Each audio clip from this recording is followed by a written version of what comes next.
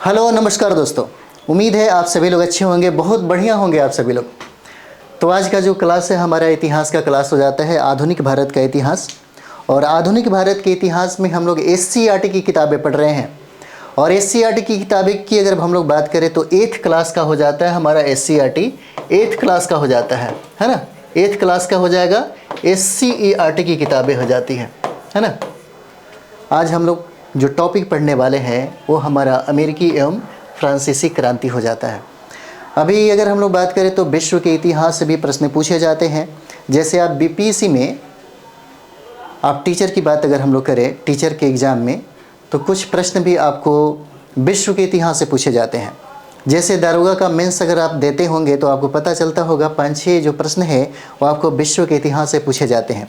अभी डीएलएड में भी कुछ ऐसे एग्ज़ाम हुए हैं, बहुत सारे डीएलएड में आप एग्ज़ाम अगर दिए होंगे, वहाँ भी कुछ प्रश्न हैं जो विश्व के इतिहास से भी पूछे जाते हैं। यानी कि विश्व के इतिहास से भी प्रश्न पूछने की संभावना हो सकती है। तो हम लोग इसी पे बात करेंगे। अगर अमेरिकी क्रांति और फ्रांसीसी क्रांति से अगर प्रश्न पूछता है तो जो भी प्रश्न बनता है कोशिश रहेगा यहाँ से आपको मिले और प्रश्न बने, है ना। देखिए, मेरा यहाँ तक मानना है कि जब भी आप पढ़ाई कर रहे हैं, जो सब्जेक्ट और जो टॉपिक आप पढ़ रहे हैं, टॉपिक पढ़ने के बाद या कहीं से आप पढ़ रहे हैं, कोई टीचर आपको पढ़ा रहा है, पढ़ाने के बाद और आपको पढ़ने के बाद अगर सवाल नहीं बन पा रहा है तो समस्या बहुत ज़्यादा है ना। अगर आपको समझ में नहीं आ रहा है, अगर टॉपिक समझ में नहीं आ रहा है तो बहुत ज़्यादा प्रॉब्लम हो जाएगा। तो चलिए हम लोग शुरुआत करते हैं। सबसे पहले हम लोग देखेंगे अमेरिकी एवं फ्रांसीसी क्रांति हो जाता है ना। अमेरिकी क्रांति से भी प्रश्न पूछे जाते हैं और फ्रांसीसी क्रांति से भी प्रश्न पूछे जाते हैं। तो देखिए, कहता है कि दुनिया में हो रहे इन बदलाव के बीच 18वीं सदी के अंतिम दशकों में 2 और महत्वपूर्ण बदलाव हुए।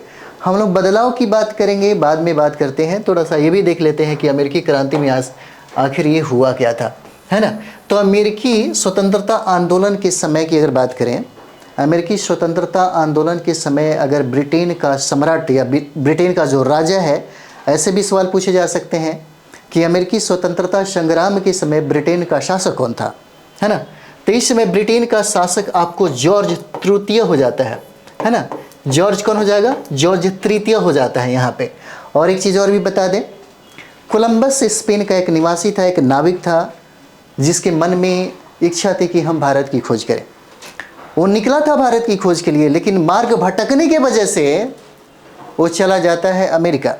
और अमेरिका में वहाँ के लोगों को देखता है, जो कलर के हिसाब से अगर देखा जाए तो रेड लोग रहते हैं, और इसीलिए उसने अमेरिका के लोगों को रेड इंडियन भी कहा। किसने?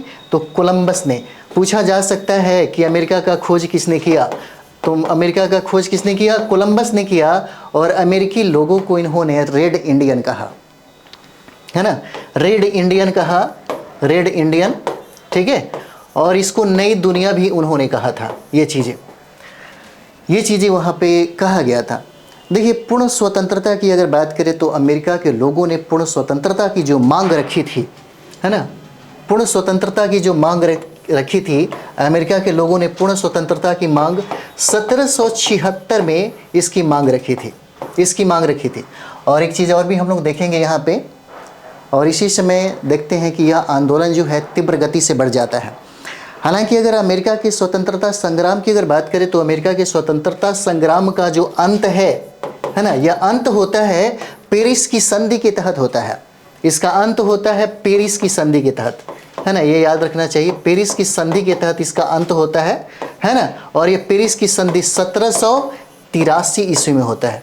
ये भी सवाल है, पूछा जा सकता है आपसे कि अमेरिकी स्वतंत्रता संग्राम का जो युद्ध हो रहा था, किस संधि के तहत यह समाप्त हो गया, ख़त्म हो गया, है ना। तो ये पेरिस संधि के तहत समाप्त होता है, और यह 1783 ईस्वी में यह संधि किया जाता है ना। यह संधि जो है 1783 ईस्वी में किया जाता है। और एक चीज़ और भी देखते हैं, देखिएगा, कभी कभी सप्तवर्षीय युद्ध के भी बारे में बात करता है। सप्तवर्षीय युद्ध, है ना। यहाँ पे हम लोग देखते हैं सप्तवर्षीय युद्ध की अगर बात करें तो सप्तवर्षीय युद्ध जो है इंग्लैंड और फ्रांस में होता है ना। यहाँ पे देखिए कहाँ पे हो जाएगा? इंग्लैंड में और फ्रांस में हो जाता है ना। और फ्रांस में हो जाता है, इंग्लैंड और फ्रांस में सप्तवर्षीय युद्ध होता है। आपसे पूछा जा सकता है, 1-2 प्रश्न ऐसे भी बहुत सारे कंपटीशन में पूछा गया कि सप्तवर्षीय युद्ध कब हुआ। तो यहाँ पे सप्तवर्षीय युद्ध की बात करें तो 1756 से लेकर के 1763 के मध्य में हुआ था, है ना। 1756 से लेकर के 1763 के मध्य हुआ था। कौन सा? सप्तवर्षीय युद्ध हुआ था, है ना। कभी कभी मन में ये भी चलता होगा कि स्वतंत्रता संग्राम जो अमेरिका में चल रही थी, है ना, उसके पीछे उसका कारण क्या था। तो थोड़ा हम लोग ये भी देख लेते हैं। कभी कभी हो सकता है आपसे कारण पूछे कि अमेरिकी स्वतंत्रता संग्राम के कारण क्या रहा है। तो देखिए, अमेरिकी स्वतंत्रता संग्राम की अगर कारण देखें तो देखिएगा यहाँ पे हो जाता है बोस्टन की चाय पार्टी, है ना। चाय पार्टी हो जाती है, बोस्टन की चाय पार्टी। ये कारण होता है अमेरिकी क्रांति का। अमेरिकी क्रांति का कारण कौन होता है? बोस्टन की चाय पार्टी। और बोस्टन की जो चाय पार्टी है ना, ये जिसका नायक पूछा जा सकता है, जिसका नायक कौन हो जाता है? जिसका नायक की अगर हम लोग बात करें, है ना, ये बोस्टन की चाय पार्टी का जो नायक है ना, उस नायक का नाम है सैमुअल एडम्स, है ना। चलिए लिखते हैं सैमुअल, है ना, एडम्स हो जाता है, एडम्स, ठीक है। पूछा जा सकता है अमेरिकी क्रांति का जो कारण है बोस्टन की चाय पार्टी हो जाता है, और इस चाय पार्टी का जो नायक है उसका नाम है सैमुअल एडम्स नाम हो जाता है ना, सैमुअल एडम्स नाम हो जाता है। और एक चीज़ और भी बता दें, अमेरिकी है ना स्वतंत्रता संग्राम के जो नायक हैं, अमेरिकी स्वतंत्रता संग्राम के जो नायक हैं उनका नाम है जॉर्ज वाशिंगटन, ठीक है। उनका नाम है जॉर्ज वाशिंगटन, पूछा जाता है वाशिंगटन नाम हो जाता है। ये अमेरिकी स्वतंत्रता संग्राम के क्या हो जाते हैं? नायक हो जाते हैं, है ना, ये नायक हो जाते हैं। और यही जो जॉर्ज वाशिंगटन है, ये जॉर्ज वाशिंगटन जो है यूएसए के प्रथम राष्ट्रपति बने, है ना, प्रथम राष्ट्रपति बनते हैं। और एक चीज़ और भी बता दें आपको, बचपन में अब्राहम लिंकन, इनकी किताबें, इनकी जीवनी, इनको बायोग्राफी जो है बहुत प्रेम से, बहुत ही समझिए कि प्यार से पढ़ा था। तभी इनके दिमाग में हुआ कि हमें एक बहुत बड़ा आदमी बनना है। कैसा और किसकी तरह? तो हमको जॉर्ज वाशिंगटन की तरह बनना है ना। और इनसे प्रेरणा लेकर के उन्होंने अपने जीवन में जो भी काम किया और जो भी सफ़र रहा, और बाद में अब्राहम लिंकन भी क्या हो जाते हैं? प्रेसिडेंट ऑफ अमेरिका हो जाते हैं, अमेरिका के प्रेसिडेंट बन जाते हैं, है ना। अब्राहम लिंकन की बात हम लोग कर रहे हैं। उसके बाद देखिएगा हम लोग यहाँ पे अगर बात करते हैं अमेरिका की, है ना, देखिए प्रजातंत्र की सर्वप्रथम जो स्थापना हुआ, प्रजातंत्र की पूछा जा सकता है कि प्रजातंत्र की सर्वप्रथम स्थापना कहाँ पे हुआ। तो प्रजातंत्र की सर्वप्रथम स्थापना जो है यह अमेरिका में होता है ना। प्रजातंत्र की सर्वप्रथम स्थापना जो है, सर्वप्रथम जो स्थापना है ना, सर्वप्रथम जो स्थापना है, स्थापना वो कहाँ होता है? अमेरिका में होता है प्रजातंत्र की, है ना। और इसीलिए अमेरिका को आधुनिक गणतंत्र की जननी कहा जाता है। किसको? अमेरिका को कहा जाता है आधुनिक गणतंत्र की जननी, आधुनिक गणतंत्र की जननी कहा जाता है ना। आधुनिक गणतंत्र की जननी कहा जाता है इसको, अमेरिका को कहा जाता है। देखिए अमेरिका में सारे जो लोग हैं, खास करके अगर हम लोग बात करें तो अमेरिका के जो लोग हैं सबसे ज़्यादा पक्षधर हैं समानता का।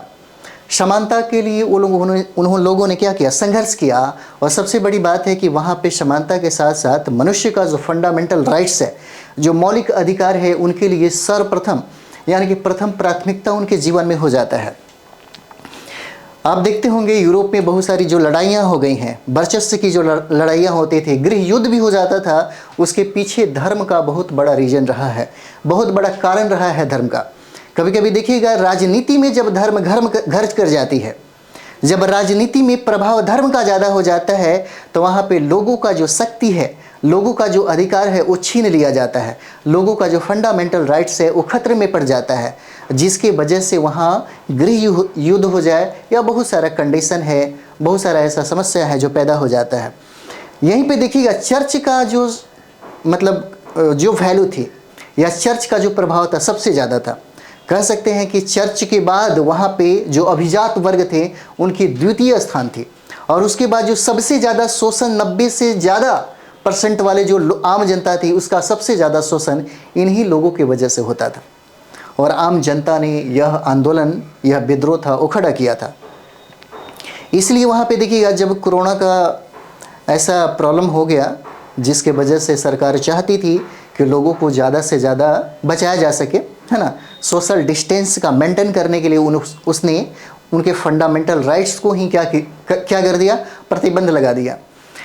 तो सबसे पहले अगर हम लोग बात करें तो पूरी दुनिया में सबसे ज़्यादा विरोध इसका अमेरिका के लोगों ने किया था, सबसे ज़्यादा अमेरिका के लोगों ने किया।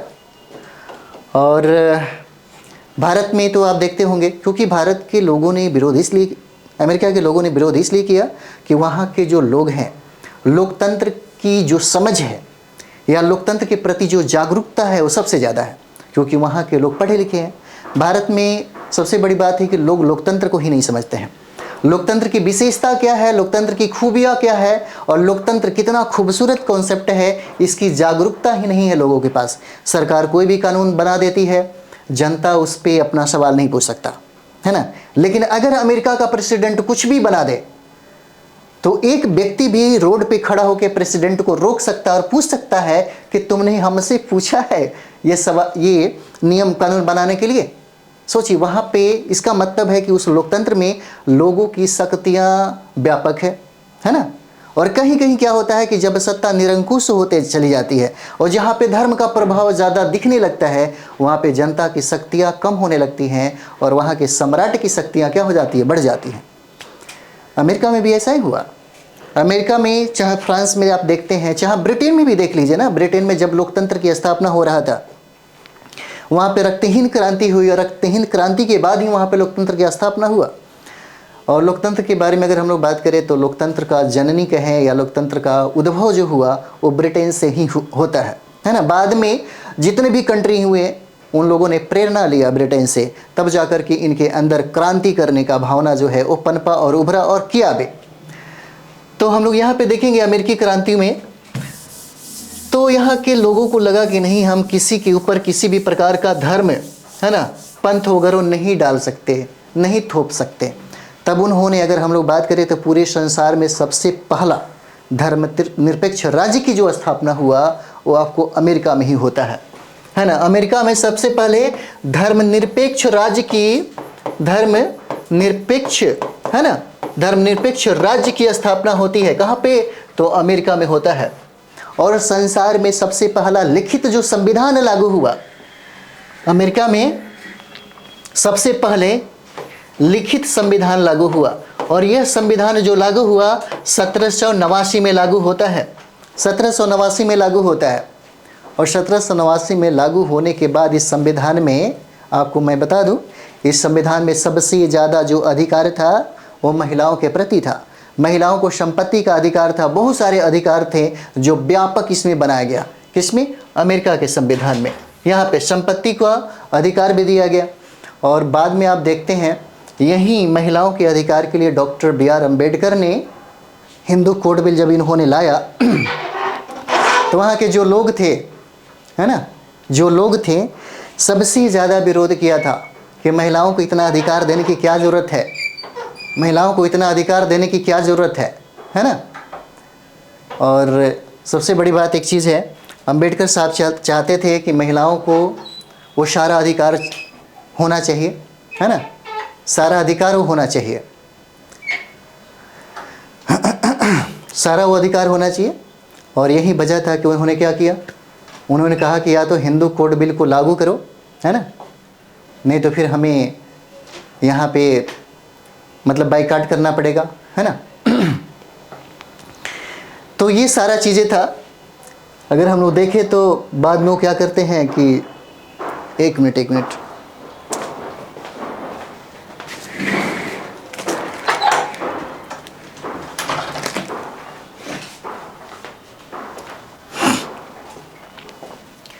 तो ये चीज़ें था, सॉरी, हिंदू कोड बिल के वजह से डॉक्टर बी.आर. अम्बेडकर को उस समय के लोगों ने उनका विरोध किया, क्योंकि वो चाहते थे बराबरी का अधिकार महिलाओं को भी मिले, महिलाओं को भी वो सारा अधिकार जो पुरुषों के समान है वो सारा का सारा अधिकार मिले।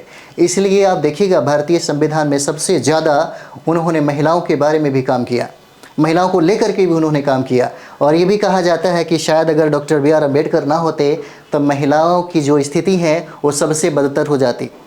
जो कहा जाता है कि वहाँ पे ये अक्सर लोग, हमारे भारत के जो प्रधानमंत्री हैं उन्होंने ये बात कहा था कि संविधान के लिखते समय में जो सनातनी जो लोग थे, सनातनी लोगों ने सबसे ज़्यादा क्या किया, उनको योगदान दिया। सनातनी लोग तो मुझे नहीं लगता कि सनातनी लोगों ने या कोई भी हिंदू समाज के जो लोग हैं, जब हमारा देश आज़ाद हुआ तो दो लोग सबसे ज़्यादा अलग थलग पड़ गए। सबसे पहले महात्मा गांधी को दूध में मक्खी के पड़े के समान उनको निकाल करके कांग्रेस वालों ने क्या किया, बाहर कर दिया गया। इसलिए जब हमारा देश आज़ाद हुआ तो महात्मा गांधी ने ये बात कही थी कि सबसे पहले कांग्रेस को समाप्त कर देना चाहिए, है ना। और अंततः ये चीज़ देखिएगा कि महात्मा गांधी को लोग पूछता तक नहीं था। जैसे ही देश की आज़ादी मिली, महात्मा गांधी को कांग्रेस के लोगों ने पूछना बंद कर दिया। दूसरी बात, जब संविधान सभा का गठन हुआ, जब संविधान सभा में डॉक्टर बी.आर. अम्बेडकर जब संविधान लिख रहे थे, तो वहाँ पे जितने भी मालाईदार पोस्ट था, सारे लोग, जितने भी राष्ट्रीय नेता थे, सारे लोग क्या कर गए, सारे लोग अपने पोस्ट को बचाने के लिए पोस्ट के पीछे और पोस्ट के आगे पीछे भागम भाग करने लगे। संविधान लिखने की सारी जिम्मेदारी डॉक्टर बी.आर. अम्बेडकर के कंधे पे आ गई। लेकिन लोग क्या कहेंगे यहाँ पे कि उन लोगों के सहयोग से हुआ। अब जो बात तो कुछ भी कह देना आसान होता है। जो लोग पढ़े लिखे नहीं हैं, जो नहीं जानते हैं कि संविधान की रचना कितना मुश्किल से हुआ, है ना, सबसे ज़्यादा योगदान किसका रहा है ना, बाकी तो कोई भी कुछ भी नहीं था। और इतना हम बता दें आपको, आप भी पढ़े लिखे आदमी हैं, राष्ट्रीय नेताओं में डॉक्टर बी.आर. अम्बेडकर के पैर के धूल के बराबर भी कोई पढ़ा लिखा नहीं था। सारे लोगों को क्या था, बस पोस्ट बचाना था।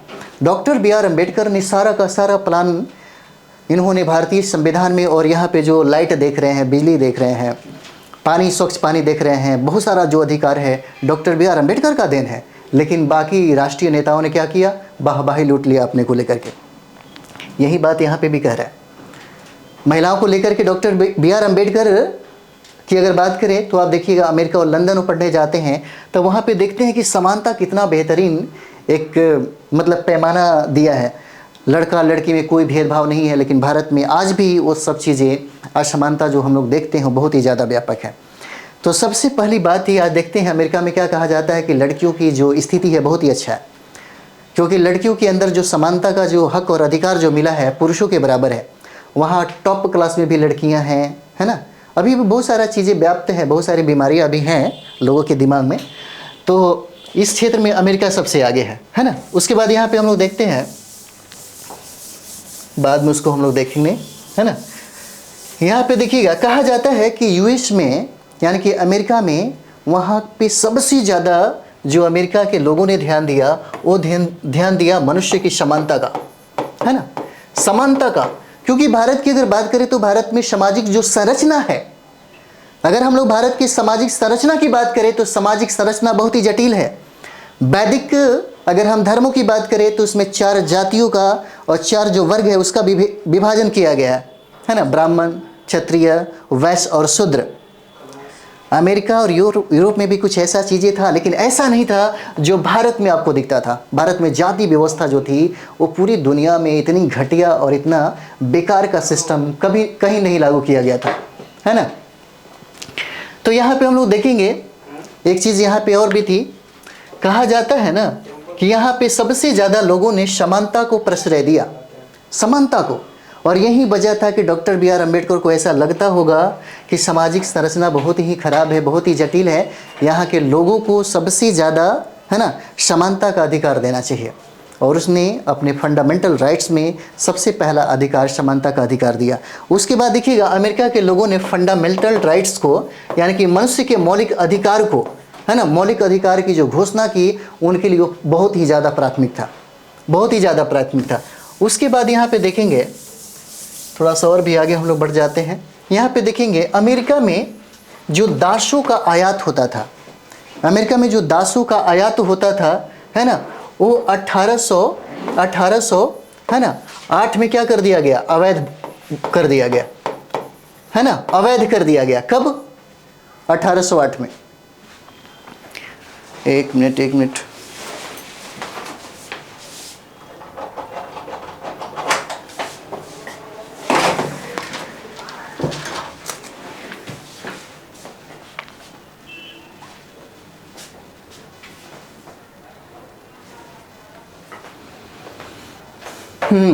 सॉरी 1808 में क्या कर दिया गया, अवैध करार दे दिया गया, है ना। अमेरिका में जो यहाँ पे देखते हैं हम लोग, यहाँ पे दासों का जो आयात था, है ना, दासों का आयात होता था, और दासों के आयात को अमेरिका ने अवैध घोषित कर दिया। कब? 1808 में इसने, है ना, अवैध घोषणा इसकी कर दी गई 1808 में, ठीक है। यहाँ पे हम लोग एक चीज़ और भी देखेंगे, अमेरिका में जो अब्राहम लिंकन थे, अब्राहम लिंकन की अगर बात करें तो आपको पता ही होगा, बचपन में ही सब लोग इसको पढ़े हुए हैं अब्राहम लिंकन के बारे में। तो यहाँ पे हम लोग देखेंगे अमेरिका में ही 1860 में अब्राहम लिंकन जो है ना, अब्राहम लिंकन राष्ट्रपति बनते हैं, है ना। अमेरिका के राष्ट्रपति बनते हैं 1860 में अब्राहम लिंकन। और अब्राहम लिंकन को बचपन से ही हम लोग पढ़ते हैं। अब्राहम लिंकन की अगर बात करें तो इन्होंने लोकतंत्र की जितना खूबसूरत परिभाषा दिया, इन्होंने लोकतंत्र की परिभाषा जो इन्होंने इतना सरल तरीके से दिया कि अगर ऑटो चालक हो, रिक्शा चालक हो, या सब्जी बेचने वाला मजदूर, किसान और जो अनपढ़ गंवार लोग भी हैं, वो लोग भी लोकतंत्र की खूबसूरती को समझ सकते थे, है ना। इन्होंने कहा कि लोकतंत्र कैसा होना चाहिए। अब्राहम लिंकन ने लोकतंत्र के बारे में क्या कहा कि लोकतंत्र कैसा होना चाहिए, तो लोकतंत्र जो है जनता का, है ना, जनता का, जनता द्वारा, है ना, और जनता के लिए शासन होता है। अब्राहम लिंकन ने कहा कि लोकतंत्र कैसा होना चाहिए। अब्राहम लिंकन ने बहुत ही खूबसूरत कॉन्सेप्ट दिया था लोकतंत्र, और उन्होंने कहा था कि लोकतंत्र जो है जनता का, जनता द्वारा, जनता के लिए शासन होता है। यानी कि लोकतंत्र की अगर बात करें तो लोग का होता है लोग, है ना, लोग हो जाएगा, और तंत्र का मतलब होता है शासन, यानी कि लोगों का शासन। इतना खूबसूरत उन्होंने इस कॉन्सेप्ट को दिया था, जिसके वजह से अब्राहम लिंकन जो है बहुत ही फेमस हो गए। और एक चीज़ और भी बता दें, यही अमेरिका है जो 1861 में उनके प्रेसिडेंट बनने के 1 साल के बाद 1861 में ही यहाँ पे गृह युद्ध हो जाता है। यहाँ पे गृह युद्ध प्रारंभ हो जाता है। और गृह युद्ध प्रारंभ होने के बाद अगर हम लोग बात करें यहाँ पे, अगर इसको हम लोग अमेरिका की अगर ले थोड़ा सा एक नक्शा आप देख लीजिए अमेरिका, तो ये पार्ट हो जाता है उत्तर का, है ना, और ये पार्ट हो जाता है हमारा दक्षिण का हो जाता है, दक्षिण का। तो उत्तरी के जो अमेरिकी लोग जो थे, दास्ता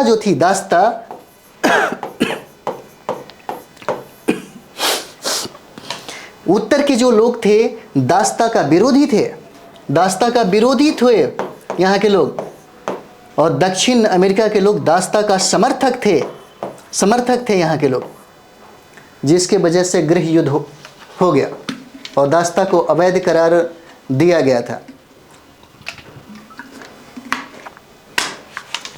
देखिए यहाँ पे अमेरिका में गृह युद्ध का जो प्रारंभ हुआ, अमेरिका में हम लोग गृह युद्ध की प्रारंभ की बात करें तो दक्षिणी कैरोलिना जो राज्य है ना, कैरोलिना जो राज्य है वहाँ से प्रारंभ होता है, इसका प्रारंभ होता है। और आपको बता दें 1863 में अब्राहम लिंकन ने इस दास प्रथा को उन्मूलन ही कर दिया, है ना। 1863 की अगर हम लोग बात करें यहाँ पे 1863 में 1863 यानी कि 1 जनवरी 1863 को अब्राहम लिंकन ने दास प्रथा का क्या कर दिया, उन्मूलन कर दिया, दास प्रथा को खत्म ही कर दिया यहाँ पे। लेकिन बाद में अब्राहम लिंकन की हत्या कर दिया गया। अब्राहम लिंकन की हत्या 1865 ईस्वी में कर दिया जाता है, 1865 में इनकी हत्या कर दिया जाता है। और यह 14 अप्रैल का वो दिन था, 14 अप्रैल 1865 को इनकी हत्या कर दिया जाता है। और यह हत्यारा जो था जिसका नाम है जॉन बिल्किज ब्रुश, जॉन हो जाएगा बिल्किज, है ना, बिल्किज ब्रुश नाम है इसका, इसी ने इनकी हत्या कर दी। और 1865 में जाकर के ये जो गृह युद्ध फैला वो 1865 में गृह युद्ध जो फैला वो समाप्त हो जाता है यहाँ पे, है ना, यहाँ पे समाप्त हो जाता है। अगर पूछता है अमेरिकी क्रांति से सवाल तो यहाँ से बनेंगे। थोड़ा सा और भी हम लोग देख लेते हैं क्या क्या कह रहा है। तो हम लोगों ने देखा महत्वपूर्ण बदलाव हुए, और पहले का संबंध अमेरिका के स्वतंत्रता संग्राम से एवं दूसरे का संबंध फ्रांसीसी क्रांति से है। हम लोग फ्रांसीसी क्रांति भी देखेंगे, है ना, फ्रांसीसी क्रांति से हो जाता है। अमेरिका की खोज के बाद वहाँ, है ना, अमेरिका की खोज के बाद वहाँ यूरोप के देशों ने अपना कब्जा जमा लिया था और धीरे धीरे यहाँ बस गए लोगों ने ही यूरोपीय देशों के शासन के खिलाफ संघर्ष शुरू किया।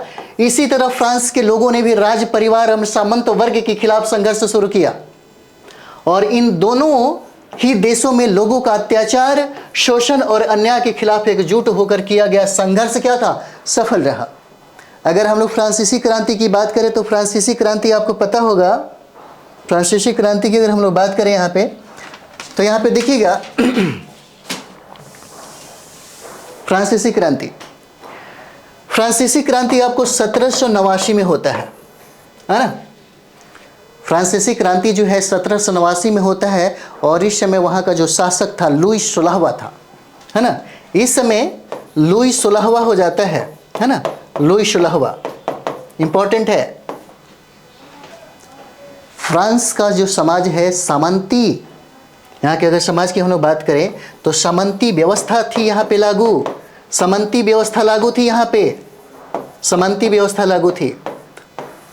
आपको पता होगा कि भारत की खैर तुलना उसको मत करिए, छोड़िए, बाद में करेंगे हम लोग। अगर हम लोग फ्रांसीसी क्रांति की बात करें तो यहाँ पे देखिएगा सबसे पहला, अगर हम लोग कैटेगरी की बात करें तो सबसे पहला जो शीर्ष पे था, जो समाज में सबसे ज़्यादा वर्चस्व था, वो था चर्च का, है ना। और चर्च के बाद जो दूसरा स्थान होता है अभिजात वर्ग का हो जाता है, जो मात्र मुट्ठी भर लोग होते हैं, पूंजीपति वाले कुलीन टाइप के लोग होते हैं, रईसी लोग होते हैं, जिनका संपत्ति पे सबसे ज़्यादा अधिकार इन्हीं का रहता है, जिसको शासन प्रशासन में इनकी भागीदारी भी बहुत ज़्यादा होती है। और जो तीसरा वर्ग था यहाँ पे वो आम जनता की थी, जिनकी आबादी 90% से कहीं ज़्यादा थी, 90% से कहीं ज़्यादा थी, जिन पे सभी प्रकार का टैक्स लगा दिया गया था और ये लोग त्राहिमाम कर रहे थे, जिसके वजह से क्रांति पैदा हुआ, है ना। तो ये देखिए इस समय लुई 16वां क्या था, लुई 16वां इस समय ये शासक था। कब? तो फ्रांस की क्रांति के समय में, है ना। फ्रांस की जो क्रांति हो रही थी वो फ्रांस की क्रांति 1789 में हुआ। इस समय में 1789 में क्यों हुआ तो ये भी यहाँ पे देख लीजिए, है ना। यहाँ पे देखिएगा 1789 में बहुत ऐसे जो क्रांतिकारी जो लोग थे, सम्राट के द्वारा युद्ध बंदियों को जो कारागाह में उनको डाल करके रख दिया गया था, है ना। 1789 में जो क्रांतिकारी जो लोग थे बंदियों को क्या किया, फाटक तोड़ करके खोल करके वहाँ से उन लोगों को मुक्त ही कर दिया और यहीं से प्रारंभ हो जाता है आपको फ्रांस की क्रांति। यहीं से क्या होता है, फ्रांस की क्रांति यहीं से स्टार्ट हो जाता है। और फ्रांस की क्रांति में जो लोगों का जो नारा रहता है, देखिए कितना खूबसूरत नारा है ना। यहाँ का नारा रहता है समानता, दूसरा स्वतंत्रता, है ना, स्वतंत्रता, और तीसरा हो जाता है वो आपका बंधुत्व। यह आदर्श शब्द है, यह फ्रांसीसी क्रांति के सबसे आदर्श शब्द हो जाते हैं। और फ्रांसीसी क्रांति का सबसे प्रमुख नारा था समानता, स्वतंत्रता और बंधुत्व। और इसी तीन आदर्श शब्दों को ही हमारे हमारे भारत के संविधान का जो प्रियम्बल है उसी में इसको लिया गया, शामिल किया गया। वहाँ पे समानता कितना मायने रखती है ये इंपॉर्टेंट है। और एक बात और भी बता दें, जिस समानता का हम लोग जिक्र हर जगह किए, ब्रिटेन में किए, अमेरिकी की क्रांति में किए, और हम लोग अभी फ्रांस की क्रांति पढ़ रहे हैं, उसमें भी सारे लोगों का, सारे मनुष्य जाति का जो प्रथम प्राथमिकता थी वो समानता हो जाता है। और भारत के संविधान में जिस समानता का जिक्र है, जिस समानता का अधिकार है आपके भारत के संविधान में, उतनी खूबसूरत समानता का अधिकार दुनिया के किसी भी संविधान में नहीं मिलेगा। जो अधिकार डॉक्टर बी.आर. अम्बेडकर ने समानता के अधिकार के तहत आम लोगों को दिया, वो अधिकार आपके भारत के प्रधानमंत्री को भी प्राप्त नहीं है। इतनी व्यापक अधिकार भारत के भूभाग में रहने वाले भारत के लोगों को मिला है। और यही समानता को लेकर के फ्रांस में क्रांति हो गई कि यही हमको चाहिए। फ्रांस के लोगों ने सबसे ज़्यादा आंदोलन इसलिए किया कि वहाँ पे समानता, स्वतंत्रता और बंधुत्व ही हमको चाहिए, क्योंकि वहाँ पे सबसे ज़्यादा जो सम्राट थे, क्योंकि राजनीति पे और सर्वोच्च पद पे बैठने वाला जो शासक था यहाँ पे लुई 16वां क्या था, निरंकुश था। और यहाँ पे सबसे ज़्यादा प्रभाव किसका था, चर्च का, है ना, चर्च का सबसे ज़्यादा प्रभाव था। जैसे आप देखते होंगे जब हमारा भारत आज़ाद नहीं था, जब हमारा देश अंग्रेजी हुकूमत का गुलाम था तो उस समय भारत में एक संविधान काम करते जा रही थी, जिसको हम लोग, अब देखिए इसके पहले भारत का संविधान डॉक्टर अंबेडकर के लिखने के पहले किसका संविधान था? मनुस्मृति टाइप से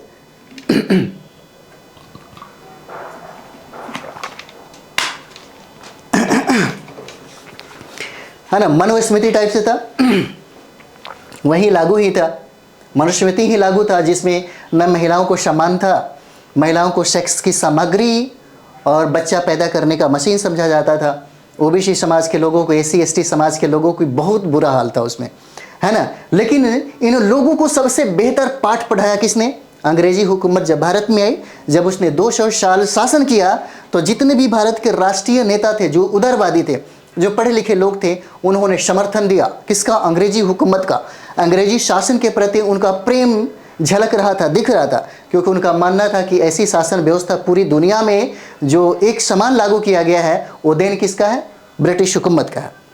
तो हम लोग यहाँ पे अभी फ्रांस की क्रांति कर रहे थे तो फ्रांस की क्रांति में ये समानता, स्वतंत्रता और बंधुत्व जो है, ये उनका प्रमुख नारा हो गया था, है ना। थोड़ा सा और भी हम लोग देखेंगे, एक चीज़ और भी बताएं आपको फ्रांस की क्रांति में सबसे ज़्यादा जो योगदान होता है, देखिए कहा जाता है ना कि भारत के संविधान जब लिखा जा रहा था तो ये भी बात कहा जाता है कि पढ़े लिखे के मामले में डॉक्टर B.R. अम्बेडकर इतना भारत का कोई भी राष्ट्रीय नेता उनके पैर के धूल के बराबर भी नहीं था। ये बात एकदम सटीक और सही भी है। पढ़े लिखे के मामले में भारत का कोई भी पढ़ा लिखा जो राष्ट्रीय नेता थे, उनके समकालीन जितने भी नेता जो भारत में आंदोलन कर रहे थे, ब्रिटिश हुकूमत के खिलाफ भी लड़ रहे थे, उन सारे नेताओं में उतनी योग्यता किसी में नहीं थी जितनी योग्यता डॉक्टर B.R. अम्बेडकर में थी। और डॉक्टर अम्बेडकर के बारे में ये भी कहा जा सकता है कि शायद पढ़ाई लिखाई के मामले में उनके पैर के धूल के बराबर भी कोई नहीं था। अगर ऐसे लोगों का योगदान भारत की राजनीति में और भारत के समाज के लोगों के साथ या दुनिया के किसी भी समाज के अगर लोगों के साथ जुड़ जाता है तो समझिए कि उसकी दशा और दिशा ही बदल जाती है। और दशा और दिशा बदलने में सबसे ज़्यादा जो योगदान है जो फ्रांस की क्रांति में सबसे ज़्यादा जिस योगदान की हम लोग बात करते हैं, वो नाम हो जाता है वाल्टेयर का, है ना। वाल्टेयर का नाम हो जाता है। और नेक्स्ट नाम हम लोग देखेंगे मोंटेस्क्यू का नाम हो जाता है, मोंटेस्क्यू, है ना, मोंटेस्क्यू का नाम हो जाता है। और एक नाम और भी आता है, वो नाम हो जाता है रूसो का। फ्रांस की क्रांति में सबसे ज़्यादा योगदान इन्हीं लोगों का रहा है। इन्हीं लोगों ने क्या किया? समानता, स्वतंत्रता और बंधुत्व, यानी कि मनुष्य का अधिकार सबसे ज़्यादा होना चाहिए। यानी कि इन लोगों ने ऐसे लोकतंत्र की स्थापना करना चाहते थे जिसमें लोगों की शक्तियाँ सबसे ज़्यादा हो, व्यापक शक्तियाँ हो। वाल्टेयर, मोंटेस्क्यू और रूसो ने, यहाँ पे देखते हैं वाल्टेयर जो हैं, क्योंकि वहाँ पे देखते हैं फ्रांस में चर्च का सबसे ज़्यादा प्रभुत्व था। चर्च के बगैर तो वहाँ पे पत्ता भी नहीं हिलता था। लेकिन इस चर्च का विरोध जो है सबसे ज़्यादा वाल्टेयर ने किया, है ना। इस चर्च का जो विरोध वाल्टेयर ने किया। और इसने कहा कि 100 चूहों की अपेक्षा एक सिंह का शासन बेहतर होता है। और ये चीज़ें वाल्टेयर ने कही थी, ये चीज़ें वाल्टेयर ने कही थी। और एक चीज़ और भी देख लीजिए, रूसो ने तो बहुत ही अच्छी बात कहा। प्रजातांत्रिक शासन पद्धति जो थी, यानी कि लोकतंत्रात्मक जो शासन पद्धति थी, उसके प्रबल समर्थक थे, है ना। प्रबल समर्थक थे कौन? प्रबल समर्थक कौन हो जाते हैं? रूसो हो जाते हैं। प्रबल समर्थक थे किसका? प्रजातंत्रात्मक शासन प्रणाली का। प्रजातंत्रात्मक शासन प्रणाली का प्रबल शासन जो पद्धति है, प्रबल क्या थे? समर्थक थे ये, है ना, ये थे। अगर हम लोग मोंटेस्क्यू की अगर बात करें यहाँ पे मोंटेस्क्यू की, तो देखिएगा ये मोंटेस्क्यू जो है कानून की आत्मा की रचना किया। एक बुक है कानून की आत्मा, इसकी रचना की। और उसी किताबों में उन्होंने पृथकीकरण सिद्धांत का उन्होंने जिक्र किया, है ना। चलिए आगे हम लोग बढ़ते हैं इसी में। और एक चीज़ और भी देखिए फ्रांसीसी क्रांति में आपको पता ही होगा, है ना। फ्रांसीसी क्रांति की अगर बात करें यहाँ पे, तो फ्रांसीसी क्रांति में जो वर्ग की हम लोग बात कर रहे थे, 3 वर्ग की बात कर रहे थे, जो स्टेट हो जाता है 3 स्टेट की। तो सबसे पहले आपको मैं बता दूं कि यहाँ पे चर्च जो था, चर्च की वैल्यू सबसे ज़्यादा थी। जैसे आप देखते हैं हमारे सामाजिक संरचना जो भारत का है, उसमें शीर्ष स्थान किसका? ब्राह्मण का है। उसके बाद दूसरा स्थान क्षत्रिय का है, तीसरा स्थान वैश्य का है, चौथा स्थान जो शूद्र है, ओबीसी, एससी, एसटी, ये सारे लोग शूद्र में ही आते हैं। तो ये सारा का सारा क्या होता है? शूद्र, जिनकी संख्या कितना है? 85% भारत में। तो कहता है कि चर्च का सबसे ज़्यादा स्थान था, और दूसरा स्थान जो हो जाता है, दूसरा स्थान वो हो जाता है अभिजात वर्ग का, है ना, अभिजात वर्ग का हो जाता है। और तीसरा स्थान यहाँ पे हम लोग देखेंगे जो 90% से कहीं ज़्यादा जो आबादी रहती है वो आम जनता की होती है। और आम जनता के लिए ही तो ये हुआ स्वतंत्रता, समानता और बंधुत्व, है ना। स्वतंत्रता, समानता और बंधुत्व का जो नारा किसके लिए? इन्हीं आम जनता के लिए। बाकी तो ये दोनों अपने मज़े में ही जी रहे हैं। ये दोनों की वजह से ही तो सबसे ज़्यादा 90% आबादी जो है इनके हक अधिकार को छीन लिया जाता है। जैसे भारत में देखते हैं मात्र 5% लोगों के पास 95% लोगों का क्या है? संपत्ति का वो संकेंद्रण वहाँ पे है। लेकिन यहाँ पे लोग लड़ाइयाँ नहीं लड़ेंगे, गरीब गरीब पे होते जा रहा है, अमीर अमीर पे होते जा रहा है। सरकार जो है हमेशा अमीर लोगों का पक्ष लेती है, लेकिन जब भी वोट लेने की बात करती है तो गरीब गरीब गरीब की बात करते रहेंगे। मुफ्त में अनाज देने की वजह से भारत की जो जनता है एक सवाल भी नहीं पूछती कि तुमने हमें सशक्त क्यों नहीं बनाया। अगर 200 रुपये की चीज़ चावल भी होता तो मुझे खरीदने की क्षमता होती, ऐसी व्यवस्था तुमने क्यों नहीं लागू किया। लेकिन 5 केजी अनाज जो मुफ्त में दिया जाता है, गरीबों को और गरीब बनाई जाती है ना। ये हमारे लोकतंत्र के लिए सबसे खतरनाक है। लोकतंत्र में ऐसा नहीं होना चाहिए। खैर छोड़िए, आगे बढ़ते हैं हम लोग। तो हम लोग अगर फ्रांस की बात करें तो फ्रांस की जो देन है, माप तौल की जो प्रणाली हो जाती है ना। यहाँ देख लीजिए, बहुत इंपॉर्टेंट है। माप तौल की जो प्रणाली है, यानी कि माप तौल की जो प्रणाली है जिसको हम लोग दशमलव प्रणाली बोलते हैं ना, जिसको हम लोग दशमलव प्रणाली बोलते हैं ना। यह जो देन है यह फ्रांस की ही देन है ना, यह फ्रांस की ही देन है यहाँ पे। और फ्रांस में ही नेपोलियन बोनापार्ट का जन्म हुआ, ये बहुत इंपॉर्टेंट है ना। फ्रांस में ही आपको नेपोलियन बोनापार्ट जो है, बोनापार्ट का जन्म होता है। कहाँ पे? फ्रांस में ही नेपोलियन बोनापार्ट का जन्म होता है। और इनके पिता का जो नाम है, पिता का नाम कार्लो बोनापार्ट हो जाता है ना। कार्लो बोनापार्ट हो जाएगा,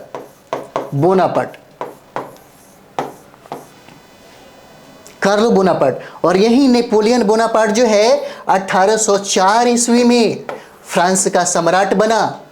और फ्रांस का निर्माता भी नेपोलियन बोनापार्ट को ही कहा जाता है। आधुनिक फ्रांस का जो निर्माता है नेपोलियन बोनापार्ट को ही कहा जाता है यहाँ पे। और नेपोलियन बोनापार्ट ने, आपको पता है इंग्लैंड के बारे में क्या कहा? नेपोलियन बोनापार्ट ने इंग्लैंड के बारे में कहा कि यह जो इंग्लैंड है यह बनियों का देश है ना, यह बनियों का देश है। सब याद रखिएगा, पूछा जा सकता है आपसे पीटी में।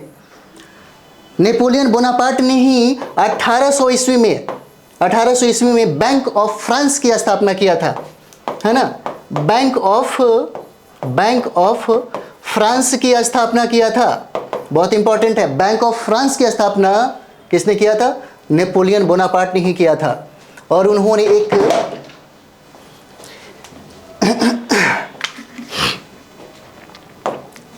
एक कानूनों का संग्रह जो है वो लिखवाया।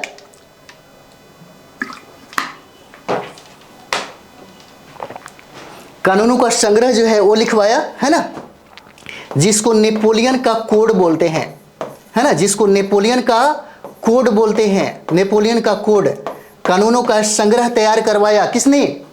कानूनों का संग्रह तैयार करवाया नेपोलियन बोनापार्ट ने, जिसको नेपोलियन का कोड कहते हैं यहाँ पे। और मित्र राष्ट्रों की सेना के द्वारा 1815 ईस्वी में, डेट भी याद रखिए भाई, 1815 ईस्वी में किसके द्वारा? तो मित्र राष्ट्रों के द्वारा वाटरलू की युद्ध जो होती है यहाँ पे, वाटरलू, है ना, वाटरलू के युद्ध में ये हार गए, है ना। वाटरलू के युद्ध में 1815 में क्या हुआ? नेपोलियन बोनापार्ट की हार हो जाती है। और नेपोलियन बोनापार्ट को कैद करके सेंट हेलेना द्वीप पे रखा जाता है। यहाँ पे सेंट हेलेना जो द्वीप है यहाँ पे रखा जाता है। और जहाँ पे नेपोलियन बोनापार्ट की मृत्यु 1821 में हो जाती है ना। नेपोलियन बोनापार्ट की मृत्यु 1821 में हो जाती है। आपको पता होगा कि नेपोलियन बोनापार्ट मित्र राष्ट्रों के साथ क्या हुए? हार गए, है ना। हार इसलिए गए कि उनका सबसे बड़ा गलती था रूस पे अटैक करना, है ना। हारने का वजह भी हो जाता है नेपोलियन का जो ये हुआ ना, रूस पर आक्रमण कर दिया, जिसके पतन का कारण भी हम लोग कह सकते हैं। तो 1815 में वाटरलू के युद्ध में मित्र राष्ट्रों के द्वारा ये हार गए, इनको कैदी बना लिया गया और सेंट हेलेना द्वीप पर इनकी मृत्यु हो गई। वो 1821 में हो जाता है ना। तो चलिए हम लोग यहाँ पे थे, आगे हम लोग बढ़ते हैं थोड़ा, है ना। देखिए क्या कहता है, कहता है कि इसके बाद इन देशों के लोगों ने अपने अपने देशों में गणतंत्र प्रणाली की सरकार स्थापित की, है ना, क्योंकि हम भी तो लड़ाई इसीलिए लड़ रहे थे। भारत में जितने भी राष्ट्रीय नेता थे जो अंग्रेजी हुकूमत के साथ लड़ रही थी, जो आंदोलन कर रही थी, जो विद्रोह कर रही थी, उसके पीछे एक ही उद्देश्य था, लोकतंत्र की स्थापना करना। हम भी तो यही चाहते थे। पूरी दुनिया में जितनी भी क्रांति होती है, क्रांति के पीछे उसका उद्देश्य होता है। उस कारण जैसे मानते हैं हम भारत के लोग, मध्ययुगीन और प्राचीन में जो मनुवाद, जो बहुत सारा चीज़ें होता है, उसको समाप्त करके हम ये चाहते थे ना कि हम भारत में लोकतंत्र की स्थापना करें। लोकतंत्र में ऐसी शासन प्रणाली हमको चाहिए जिसमें लोगों की शक्तियाँ सबसे ज़्यादा हो और शासन में बैठने वाले लोगों की शक्तियाँ क्या हो, कम हो जाती है। क्योंकि हमें एक ऐसी लोकतंत्र की चाहत थी और इसी लोकतंत्र की चाहत में हम चाहते थे कि भारत से अंग्रेज यहाँ से चले जाए, है ना। क्योंकि पूरी दुनिया में इसी का तो स्थापना के लिए सारे लोग आंदोलन किए और यही चीज़ें कहता है ना, कि अपने अपने देशों में गणतंत्र प्रणाली की सरकार स्थापित की। स्वतंत्रता समानता उनके मार्गदर्शन सिद्धांत बन गए। फ्रांस और अमेरिका के इन आंदोलनों का कई देशों के लोगों पर बड़ा प्रभाव पड़ा। इसका एक प्रभाव यह भी था कि धीरे धीरे एक निश्चित क्षेत्र में रहने वाले लोगों में जो लंबे समय से एक दूसरे के साथ थे और जो एक जैसी भाषा बोलते थे, अपने को एक जैसा मानने या एक राष्ट्र के रूप में पहचाने जाने की परंपरा आरंभ हुई। यह कहता है कि अत्याचार और शोषण के शिकार हमारे देश में किस प्रकार की सरकार है, उसके नीति निर्देशक सिद्धांतों पर चर्चा करें। आधुनिक काल एवं हमारा देश, है ना, आधुनिक काल एवं हमारा देश। तो हम लोग मिलते हैं नेक्स्ट वीडियो में। आधुनिक काल एवं हमारा देश हम लोग सीखेंगे यहाँ पे क्या क्या योगदान रहा ब्रिटिश हुकूमत का। हमारा जो समाज था, जो जड़ था, मध्ययुगीन व्यवस्थाओं में जीने वाला जो समाज था, वो हमारे समाज ने और हमारा अर्थव्यवस्था हुआ, राजनीति हुआ, धर्म हुआ, रीति रिवाज हुआ, संस्कृति हुआ, कहाँ कहाँ प्रभावित हुआ, क्या क्या सीखा हम लोगों ने, क्या क्या हमारे यहाँ परिवर्तन हुए, वो सारी चीज़ें हम लोग यहाँ पे देखेंगे आधुनिक काल एवं हमारा देश में। तो मिलते हैं हम लोग नेक्स्ट वीडियो में। थैंक यू वेरी मच आप सभी लोगों को।